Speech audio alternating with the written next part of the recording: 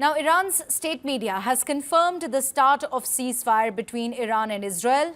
After launching a fresh wave of attacks against Israel, Iranian state media just a short while ago said a ceasefire between Iran and Israel has come into effect.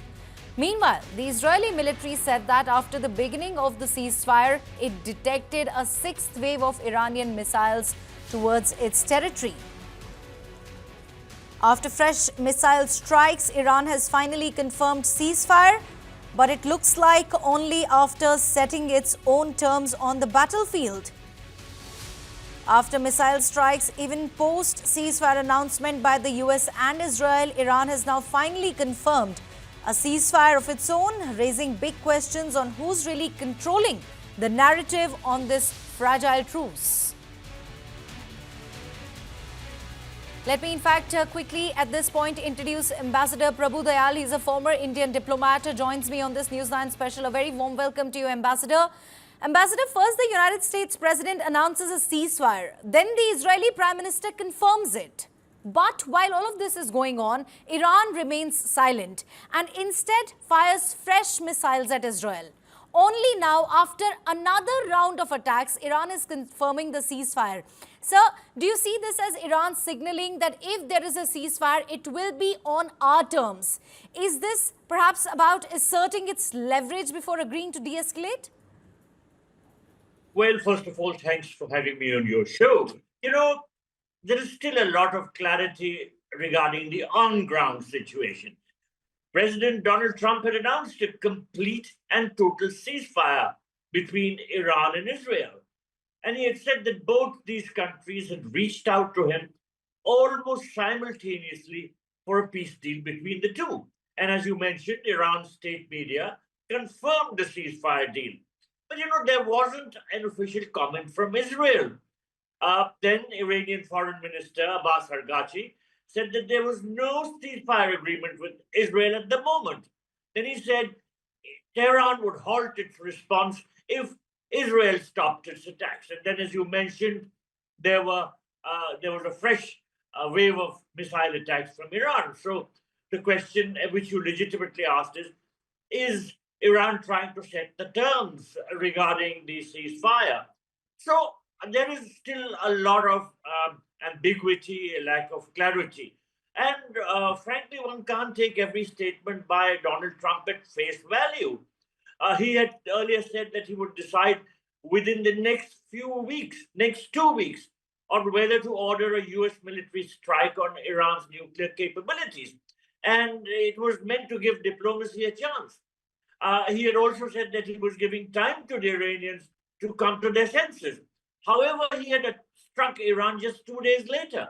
So sometimes what he says is at variance with what actually happens. In any case, many questions still remain unanswered. Trump had launched the attack for keeping the nuclear weapons out of Iran's hands. And the White House has claimed that Iran's nuclear program was completely destroyed. But frankly, no one will know for certain what has happened on the ground until Iran allows observers to come and take stock of the situation. There are many other unknowns also, because there were reports that the Iranians had removed nuclear material and processing machines out of these known sites. So were there some sites which were not destroyed by the American strike? These are questions.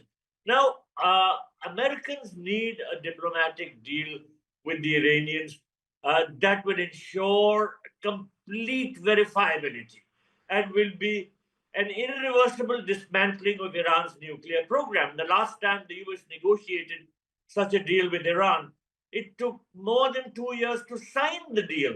It was then annulled when Trump withdrew from it. Trump also tore up a similar agreement, which was called the Joint Comprehensive Plan of Action, or the JCPOA, arguing that it was defective and could not prevent Iran from building a nuclear bomb. So I think it's too early to say whether really peace has come to this region. But of course, it's good news if both sides stick to the ceasefire. Right. And Ambassador, also, does this incident somewhere reflect the limits of deterrence? That even after a clear ceasefire announcement by the United States and Israel, Iran felt emboldened enough to launch another round of strikes. Yes, absolutely. There are no limits to deterrence. And there had been so much hostility, and there had been so many strikes by both sides on each other, that to bring about a total ceasefire so quickly was something that was going to be very difficult.